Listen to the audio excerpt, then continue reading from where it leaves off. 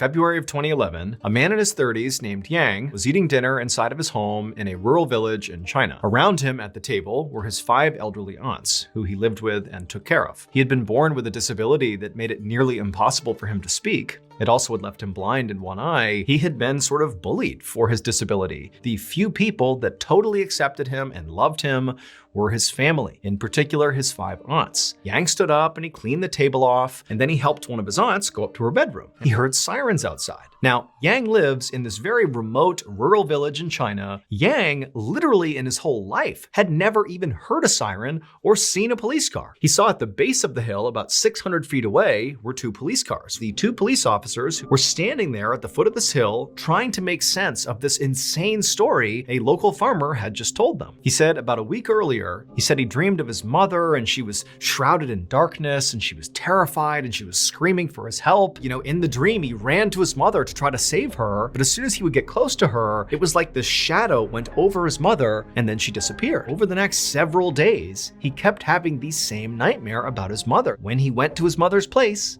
his mother was missing. And so he had called the police. When they went to his mother's place, she really was missing. The officers immediately coordinated 2 investigative teams that would go out and look for the farmer's mother. They were sent back to the village. And it was during this search in the village that they got a tip. Yang's home. They found the front door was wide open. The police decided to walk inside. And so into this dark, cramped home they went. And as they're moving, they're calling out, "Yo, Yang, if you're in here, come out." It's totally silent. That back room is where Yang's aunts all slept. And when the police walked into that room, sure enough, the aunts were in their beds where Yang had left them. The police realized, wait a minute, we have been yelling and screaming and trying to get people to come out of the home. They realized the outlandish tip that had sent them here in the first place had to be correct. Yang did not harm that farmer's mother. She was one of his 5 elderly aunts, and he went to great lengths to care for each of these women. His 5 aunts were dead, and had been for a long time. He was not related to them at all. These were just women from the local village where he lived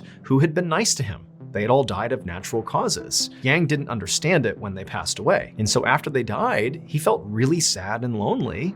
And so, one by one, he dug these women up and brought them home with him and began caring for them as if they were still alive. When that farmer had gone to go check on his mother after having the recurring nightmare, he had gone to her gravesite and found her coffin was literally empty. And then the strange tip police got was a local had seen Yang carrying a body up the hill to his home. Yang's home was actually just a cave. Yang was arrested for what he did, but ultimately he was sent to a psychiatric hospital for treatment. All of the bodies that Yang stole were reburied.